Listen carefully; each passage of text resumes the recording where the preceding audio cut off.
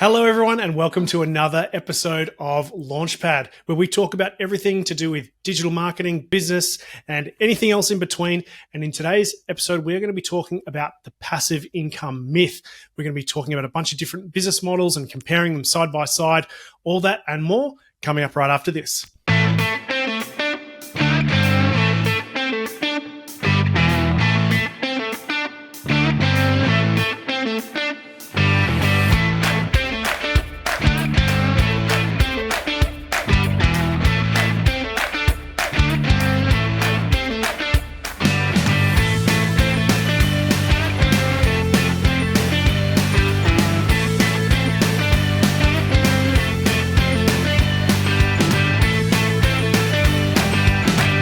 Welcome back, everyone. And like I said in the introduction, we're going to be talking about the passive income myth and looking at various different business models and comparing them side by side. As always, I'm joined by the lovely Tina Hay from Puzzle Media. Thanks for being here once again. Thanks again for having me. I wanted to pick this topic. Last week we talked about, red flags with marketing agencies. I think the digital marketing industry particularly is just full of snake oil and people that have a vested interest in making you believe certain things when it's actually not that way. So this is kind of an extension of that theme, the passive income myth. Everyone wants to talk about passive income, but when you really look at these business models and how they actually would work in reality, they are very rarely, if not never, passive, truly passive. So what's the first one that you wanted to nail down on your list, Tina? Yeah, I will. So I wanted to talk about franchising, okay, because it is an industry that we've done a lot in since we've been going, and it's an interesting one. So there's two kind of aspects. There's the creating a business and then franchising it. So, for example, I have Puzzle Media as an agency. I then say, okay, I'm going to franchise the business model that we have. And so we're going to set up location. We're going to sell franchises in, we're on the Gold Coast, so sell them in Sydney and Melbourne and so on and so forth. And so there is, I think there's a massive misunderstanding about what that looks like from a franchisor perspective. So we'll talk about both. Franchisor, it is a huge investment to franchise your business. It is, there's lots of different elements involved. There are obviously there's so much involved. I'm not because you essentially have to build the structure and the system that someone else is going to buy into. And that is exactly what it is. It is you've got to build out a system that someone else can pick up and run with. The legalities around it, franchise lawyers, they're making good coin. I'm telling you now, they're making good coin because there's so many different elements to it. And then generally with most franchises, not all, but with most, it's a 5-year agreement. So once someone signs up, it's that 5-year commitment. So obviously from a franchisor perspective, they've got to make sure those agreements are really tight to keep people in, and also that their business model works enough so that the people that are buying in not only buy a franchise and operate it for 5 years, but actually renew that franchise, because that's where how the franchisor earns the money. If we look at it from a franchisee perspective, people looking to buy franchises, there are many out there, right? There are many out there in all different kind of industries and what have you. And I think, you've got McDonald's, right? McDonald's sells for whatever it sells, a couple of million, I don't even know, $1 million, right? Whatever it is, it's probably worth whatever it is. It's probably a lot, right? So you've got those, but then you've got your, I don't want to use any examples because I don't know enough about all of the franchises out there to say whether they're good or bad.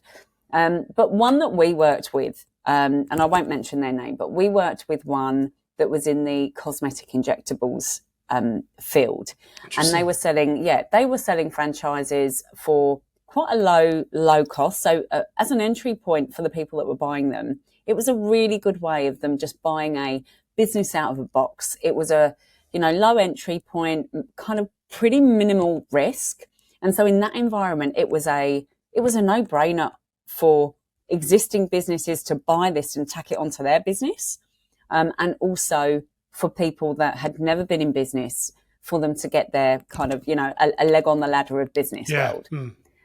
But there are others where I think people buy a franchise where they feel like they're going to buy it and all of their marketing is going to be done. They're going to have leads coming in.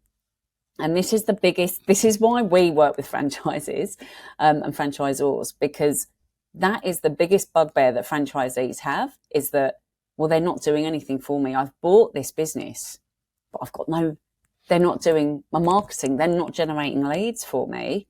And now I'm having to spend extra on doing that. So that I think there's a misconception there that if I buy a franchise, the work just comes in. And it's an interesting kind of when obviously various franchise agreements can be completely different in terms of what you do and don't get. But for the most part, it seems that the most common benefits for buying a franchise is that you automatically get to use a particular brand, like Jim's is a really well-known one in Australia. So, mowing or plumbers or whatever it is. So you get to be part of that brand, and that's got a really good reputation. Absolutely. So you automatically get to be part of that, and that carries some weight. And then, like you say, the person that's running the business, the franchisor, the franchisor, they will typically pay some kind of an annual franchise fee or something like that. The franchisee, you're right. Yeah, franchisee. No, you were right. Is the one that runs the business at the bottom. And they'll pay a fee, whatever it is, $50,000 a year, or who knows what the number is. And oftentimes that is supposed to go towards marketing and stuff like that. And so the organization at the top is kind of generating the leads and then farming them out to the various franchisees, depending on where they're located most often, I assume. If that is part of the franchise agreement, then you would want to have some kind of an assurance of how many leads. And then the other downside is that in most cases, the franchisor, Jim's Mowing, or the company, the overarching company, they are the ones that actually own the customer and their details. So if you decide, the franchise isn't for me, most of the time you'll be kind of starting from scratch. And it certainly isn't a passive income whatsoever, because yes, you may alleviate yourself of the burden of marketing and brand building and all that, but you still got to go do the work or run the staff and all that kind of thing. So that's one that kind of, it's an interesting business model. I've seen it work well. I've seen it not work well. But I think, there's a lot to be said for those listeners out there that are thinking of maybe buying a franchise. I would just say, do your due diligence, really understand what it is that you're buying and what comes with it. And again, I think it depends on the type of franchise. Like, is it a brick and mortar? Like, is it a Baskin Robbins that is in a location that typically gets quite a lot of foot traffic and all the rest of it? In which case, that's going to look very different to, say, a Jim's Mowing, where, you're buying something from scratch and you've still got to go out and sort of somewhat build up a bit of a customer base. Exactly right. A customer base that you potentially don't own too. That you don't own, yeah.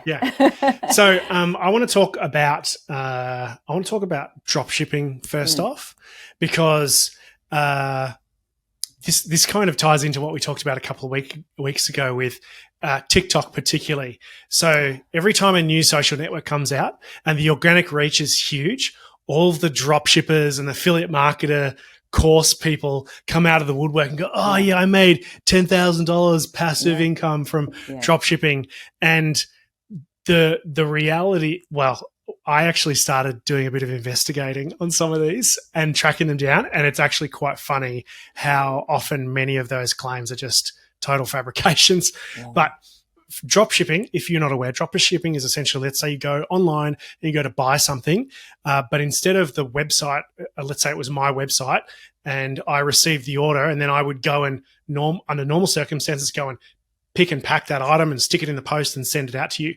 In drop shipping, I receive that order, and that order essentially goes direct to the organization that produces the product, probably in China or India or Pakistan or wherever it is, and then they send it over. So you're effectively just this middleman that's essentially just doing marketing to promote a product or a range of products. And the myth is that, well, because you are not having to import the goods and send it all out, that it's just passive. But the reality is, like I said, all you're doing is relinquishing control of the fulfillment side. Yeah. You still have to do the marketing. So on TikTok, everyone's smashing their little user, what do they call it? UCG videos and stuff. User generated content. Yeah. So they're smashing that all in because that gets really great reach and is a lot easier to go viral. But as that tapers off, a lot of these drop shippers and affiliate marketing people their businesses will start to disappear as well. But the other flip side of that coin is, so because you are not buying the product, your margin that you get is going to be much less because you're really just skimming a percentage off the top. Most of it's probably going to go to the manufacturer.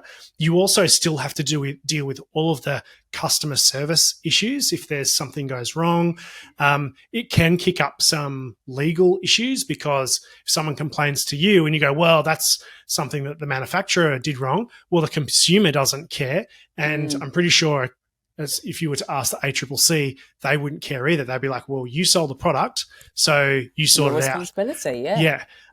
So the customer service is still there, and it can also often be very difficult to build yourself a brand, because if you are drop shipping some particular product, then there's probably 100 other people that have their own drop shipping setup that are also selling that exact same thing as you. So it can be really hard to create differentiation and go, well, we have this thing and nobody else has it, because everybody else has it, because the guys in China that are making it couldn't care less who is selling their stuff. Yeah, absolutely. We did some stuff with someone that was doing drop shipping a long time ago. And he basically came along and he said, look, I've seen this business idea. This is what I want to do. I've got some budget behind me. And, I understand that it's a process and all the rest of it. And, we worked with him and we supported him as best we could for probably about 3 or 4 months. But ultimately, he pulled the pin. He said, this is too hard. I thought this was going to be easy. And he was quite entrepreneurial and he had lots of different businesses on the go. And he said, look, I've seen it done. I've done the course. I'm ready to go. I just need you to do, my Facebook advertising and some social media. And, we kind of said, okay, yep, look, it seems like a legitimate product. And we talked through that, but in the back end, having conversations with him, he was having an absolute nightmare with the suppliers and with the customer service, and he didn't want to deal with all of that. He just wanted to plug in and play business. He wanted a passive income. Drop shipping definitely did not deliver that to him whatsoever. And we were selling products through the ads that we were doing, but it was the back end and the costs. Like, once he took it all into account, he was probably losing money, and would have done that for the first probably, I don't even know how he would have made money after paying for advertising and Well, that's right. Yeah. Because your margins are so much skinnier. Yeah. That's why a lot of these, drop shipping guru kids are reliant on TikTok, because you can get organic reach with some nicely produced videos without paying for ads. Because if they had to pay for ads, which would make it a real business, the numbers probably don't stack up. No, they don't. They don't. Yeah. And so it seems that the people that do really well ultimately with dropshipping use dropshipping simply as a research tool to identify products that people really like. And so they try a whole bunch of different things, go, okay, these ones are winners. And then they create a whole store around that product, or around a range of products, which allows them to kind of build a brand. Yeah. So it might be homeware products or kitchen products or whatever that might be, or develop their own unique products that they own and they can brand their own that nobody else has. So then they can start to pull away from the crowd. That tends to be the best way of using drop shipping. Yeah, absolutely. I did I actually did a course a few years ago, and it was on Amazon, fulfillment by Amazon. Okay. Okay, and so it works slightly different, and it is an Amazon business essentially. But the only that is one way, and the reason I kind of got into it was we had a client that had an online store, quite a successful online store. They'd been going about 12 years when we started working with them. We were doing some social media for them, and they were telling me that basically they'd entered the Amazon US market at the time. It was a few years ago. It was actually before Amazon fully launched into Australia. And he was saying that for them, yes, they make less money doing it that way, but they made less money initially when they're just looking like for like. But because the US is such a massive market, they were selling more, and then they didn't have to have 2 people on customer service, 10 people in the warehouse packing and shipping products and all the rest of it. So they actually ended up selling their business, and all they do now is fulfillment by Amazon. That's cool. And I went and did, I did a course just to learn a little bit more about it. Because I found it quite interesting. I do find, I love looking at different business models. Oh, I love it too. And so for those who aren't aware, fulfillment by Amazon, or it's often referred to as Amazon FBA, is essentially where it's kind of, it's like a middle ground between drop shipping and where you control everything end to end. Because I'm pretty sure I heard that Amazon is not a shopping company. They're a logistics company. Correct. So essentially, let's say you bought like a pillow, and you bought 10,000 pillows, a container load full of pillows, and you want to sell that. Yeah. Because you've identified that it's going to be a top seller, whatever. Yeah. And instead of you having to do the fulfillment, the pick and pack and the postage, or having to rely on the manufacturer to send it, where it's going to take a month to come over on a ship and, all that sort of stuff. You buy the container load worth of product. You essentially send it to Amazon's fulfillment center. They then you're essentially bolting your business on to their fulfillment logistics backend. And then when an order comes in, they get a cut, you get a cut, but they pick and pack, it goes out on all their Amazon infrastructure. And, if it's ordered on Prime, it's there the next day or whatever, however that works. I think, with all these models, you have to know, even if you're controlling the whole thing end to end yourself, you have to know your margins to 100%, figure out, it could be awesome and great logistically, but you need to understand how much money you've got to play with your little cut. Absolutely. If you're going to invest doing this course, people were spending $30,000 plus on developing a product, getting the product made, and then shipping it over. So obviously you've got to still identify the product that you want to use and what have you. So you've got to, you've 100% got to be across what that margin is that you're going to make, and what that looks like from a numbers perspective. But it's another interesting one. And again, one that people think, okay, I will do a course on how to do this with Amazon, and I'm going to go and I'm just going to, create one product and make all this money. And again, doesn't probably not going to happen. Work like that. There might be the occasional story like that, but certainly not passive whatsoever. No. Let's talk about affiliate marketing. We're sort of going down the rabbit hole here. Go for it. Affiliate marketing is basically where you don't have anything, no products, you don't benefit from, you don't have any stock handling whatsoever. You might go onto Amazon and find, I don't know, a colander. I'm just picking the most boring products, like pillows and colanders. Yep, pillows and colanders. They're the winners for 2023. You heard it here. Everyone's got them, right? I know everyone's we're kitchen needs laughing, it. but actually there'll be people making pillows and colanders going, haha. There's we're laughing at you because watching we're this making podcast lots of money. going, someone's watching this podcast going, oh, they've just given away my secret product. Anyway, so let's say me as a marketer, I sign up for the Amazon affiliate program, and eBay has its own one. There's probably some other ones floating around. You find a product that you like, the colander, and you make some content on Instagram, or you write some articles, or whatever you do that promotes that product and convinces people that they want to go and look at it. So they click on a link. Once they click on your link, there is a window and I think it's 30 days on Amazon last time I checked. For 30 days, anything that they purchase on Amazon, not just that one product, but anything that they buy, you get a cut of. And there are different percentages based on the category of the product. Like, I think it can be as high as 10% and as low as sort of 2% or something like that.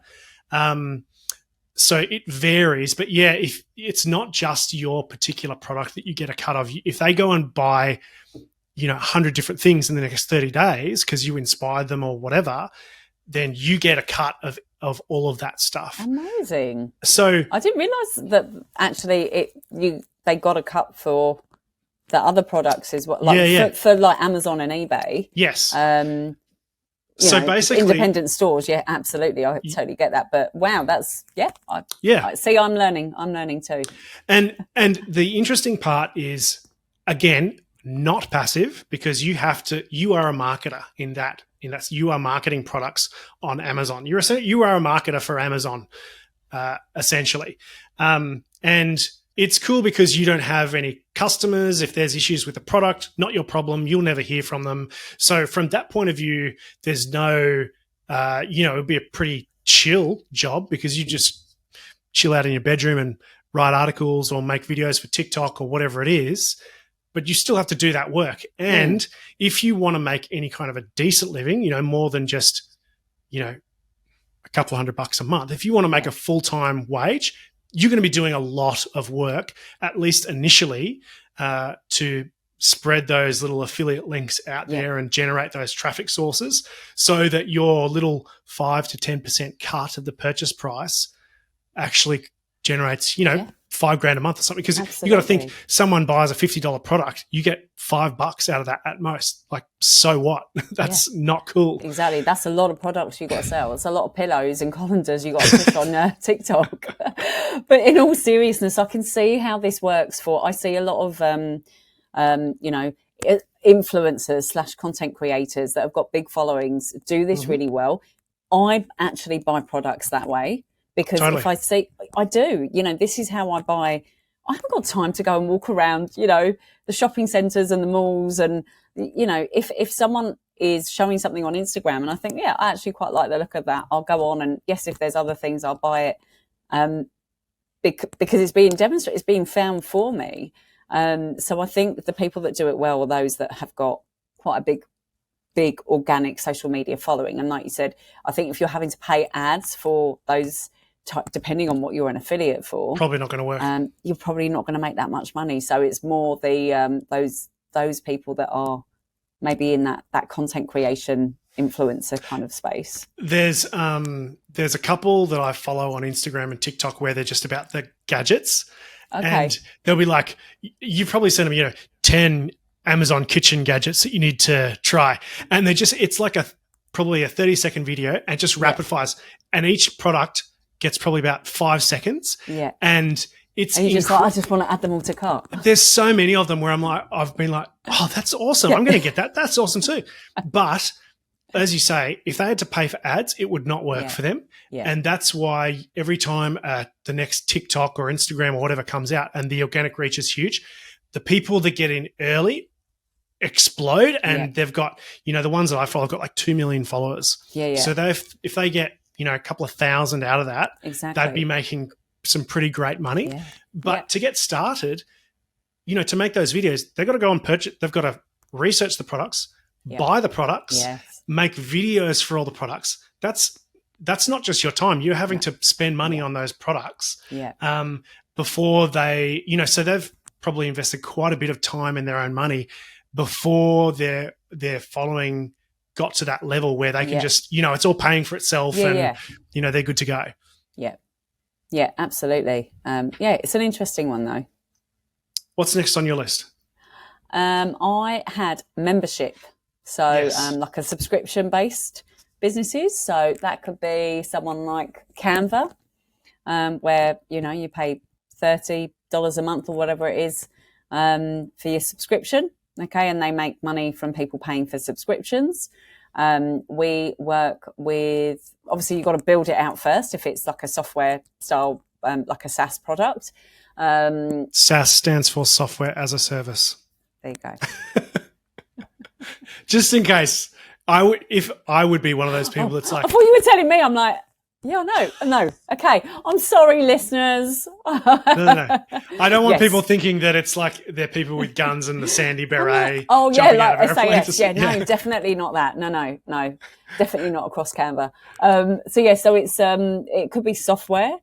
Where we do a little bit of work with clients are people that are selling like memberships and subscriptions to their services, or they may have developed, or they have developed, online products, such as it could be training on businesses, on business training, or on mindset training, or on personal style. We've got one that a client we're working with at the moment in that space, and she's got programs and all the rest of it. So that membership base where you pay and you're getting access to information. So either getting access to information or to some kind of software.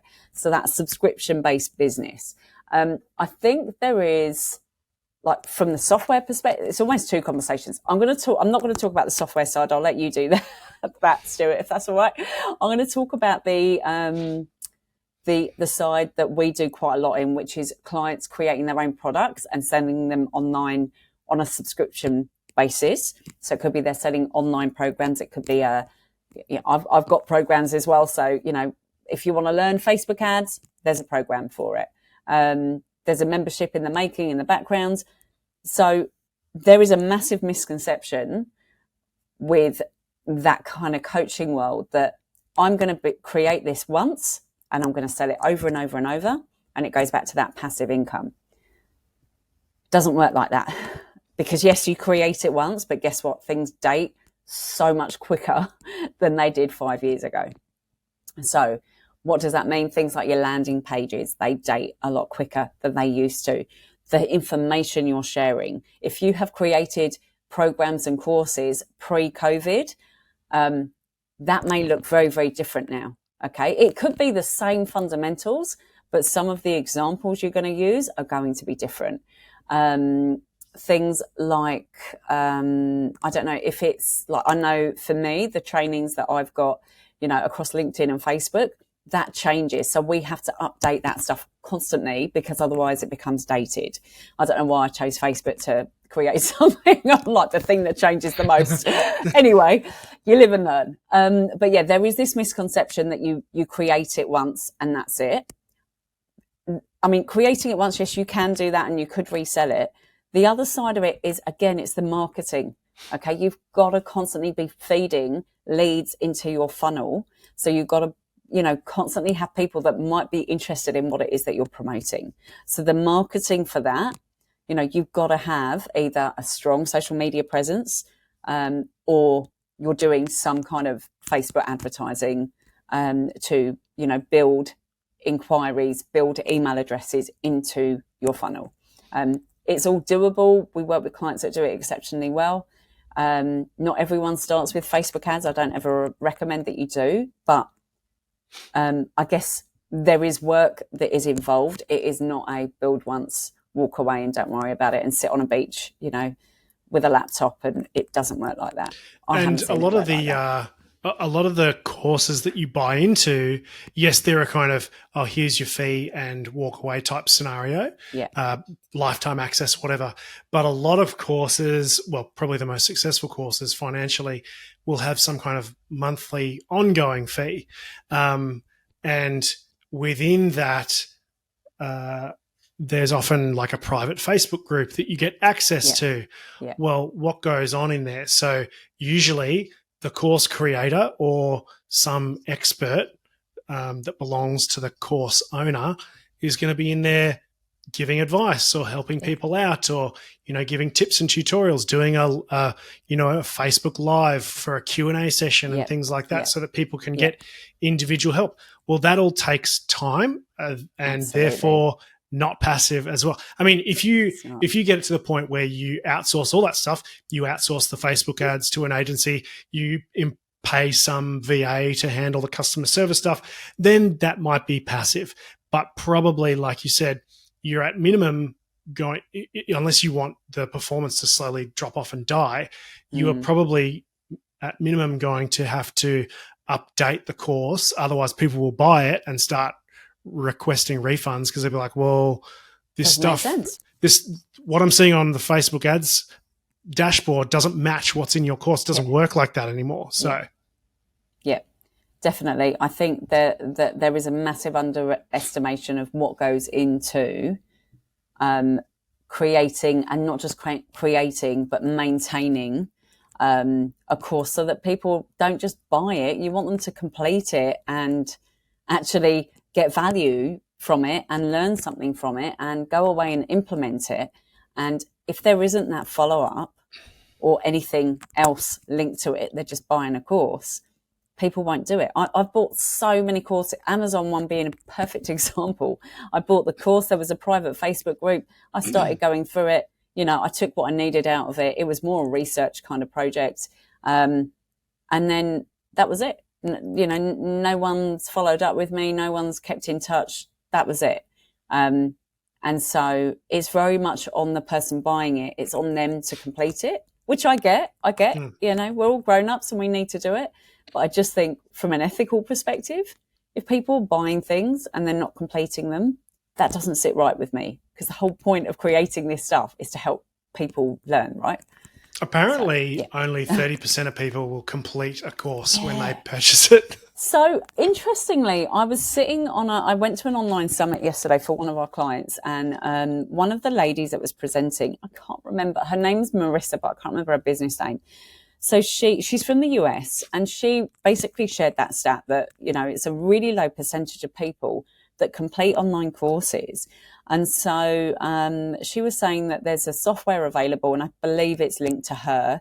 I'll try and find what it is if you want to link it. Maybe we'll get an affiliate link and you can add that. But it basically rewards people for completing different parts of the course. So it's a bit more interactive. So the software basically allows for it to be a bit more interactive, because the research shows that the more interaction that someone has, the more likely they are to progress to the next level, almost like playing a game. And she likened it to playing a video game. So yeah, it was quite interesting. Anyway.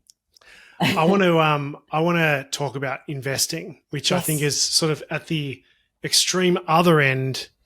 I think in terms of business models, it's probably the only one that you could really classify as passive, in terms of, you know, any of these businesses could be passive if you make it successful enough that you employ other people to do it. But in the context of all these teenagers on TikTok that are like, oh, I made $10,000 a day, we're talking about things that you're running yourself primarily, which are also passive income streams. Investing, I think, is probably one of the only ones that could meet that criteria. Meaning you basically just throw money into somebody else's business and take it, and just hope that they make money and take a cut based off of whatever the shareholding is that you just purchased with your investment. But it's not without its drawbacks. There's always going to be a downside. The downside of being an investor is that you probably have little to no control of what goes on in the business. The flip side of that would be if, let's say, you put in so much money that you owned 51% or more of the company and you're on the board of directors, so you have a say, well, then it's not passive anymore, because you are having to do work to direct to essentially control the direction of the company. So, and likewise, if you only put a small investment in, the amount of money that you're going to get passively is going to be equivalently small. So with any business model, there's no perfect business. There's always going to be a battle to be fought, some work to be done somewhere. You just kind of have to be comfortable with, am I cool with doing drop shipping where I'm going to have heaps of customer service stuff to deal with?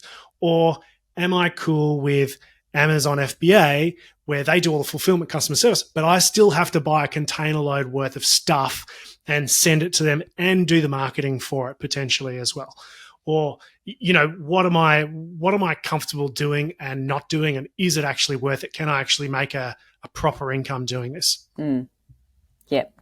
Yeah, definitely. And there's always, you know, as with everything, there's pros and cons. And I guess it's, you know, the higher the risk, Well,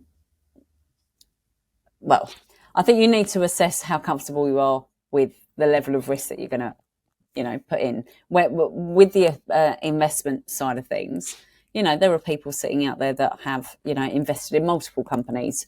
And so they're sitting and they're getting, little bits from everyone. And, happy days if you're in a position to be able to do that and pick those companies well. But I dare say that the people that are doing that have also had some losses along the way and have taken that risk along the way and have done the work at some point to learn what to identify when investing in different companies. So, that there is no shortcut, or if there is, please share it with us, listeners.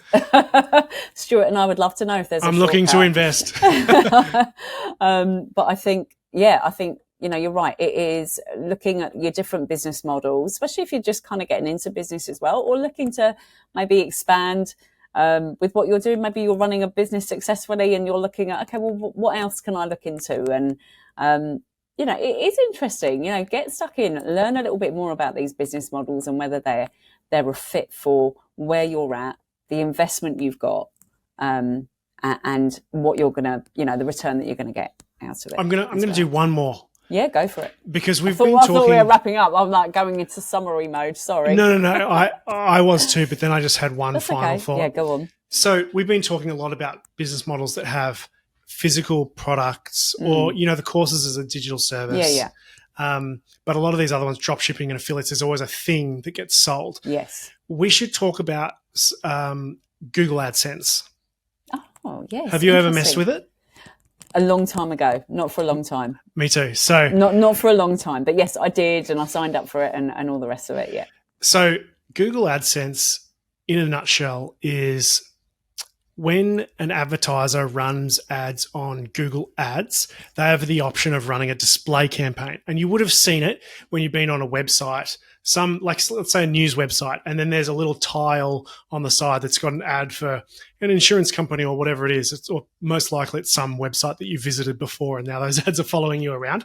Those ad spaces come from Google Ads. So the advertisers are on one side running ad campaigns where they want to show the tile, and then the website owner, could be my website. I actually literally had a website that was about dogs at one point. And on my website, I would have little tiles, spaces that connected the two. And so those advertisers' website ads would show up on my website. Yes. Now, what happens is when someone clicks on the ad, you get paid for that click. Yeah. And it is a super, super small amount in most cases, unless your website is about, home insurance or personal finance or some expensive industry where advertisers are prepared to pay more for every one of those clicks that occurs. Yep. But even then, it's going to be a fairly small, a small cut of the ad revenue. And so even that, though you don't have any customers or clients to deal with, so you're just chilling out on your own. And yeah, you could do this on a beach if you wanted to, in an airplane, but your job essentially is only about driving traffic to your website. Yeah. And that means SEO. So you need to be really, really good at writing and producing content that is going to rank your site high enough, that generates enough traffic so that you get enough ad clicks to create a viable income. So the people that are actually doing well at this have been doing it for a long, long time. Usually no one's just coming in and going, oh yeah, I'm going to start up a website. And in 3 months they're, ranking number one for, health insurance Melbourne. And then they're getting all this ad revenue from all it's just not happening like that. So, and that's the trick. People go, oh, well, if I want to make lots of money, I should target industries where the ad clicks are high. That's great in theory, but the competition to rank for those keywords is mega high. And unless you are an SEO genius, it's probably not going to happen for you. Yeah. Yeah, absolutely. I did it I had an organic skincare company brand that I dabbled in many years ago and built a WordPress site, and then proceeded to then never ever build a WordPress site again, which is why we work with the likes of you, Stuart. But we did it on that, and it's I think we made zero because it was a new site and getting trying to rank for skincare. Good luck with that.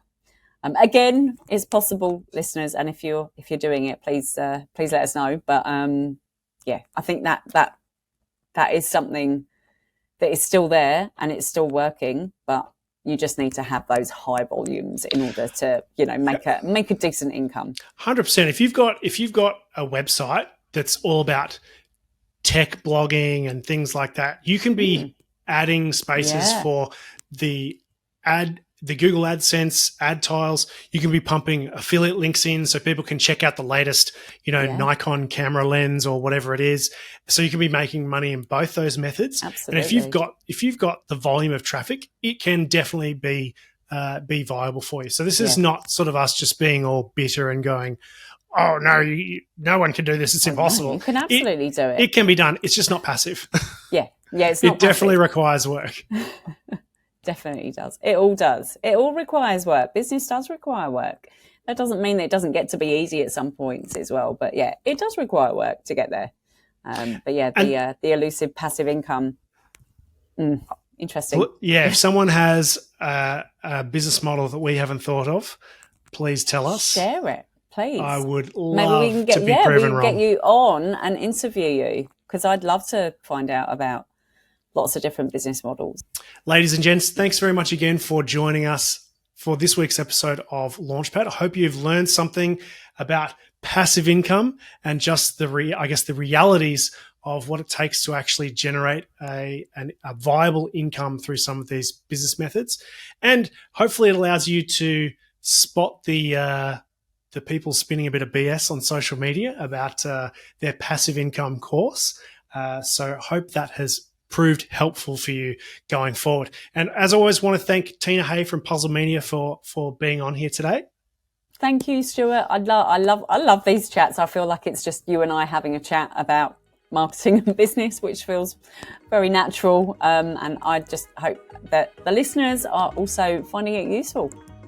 And make sure that you subscribe on whatever podcast platform that you use. I always make a bit of a joke of it because I don't know what most of them are called. I use Spotify. So if you're using Spotify, good for you. If you're using something else, then that's okay too, I suppose. So I hope you have found this interesting and somewhat entertaining. And we'll see you next time on Launchpad.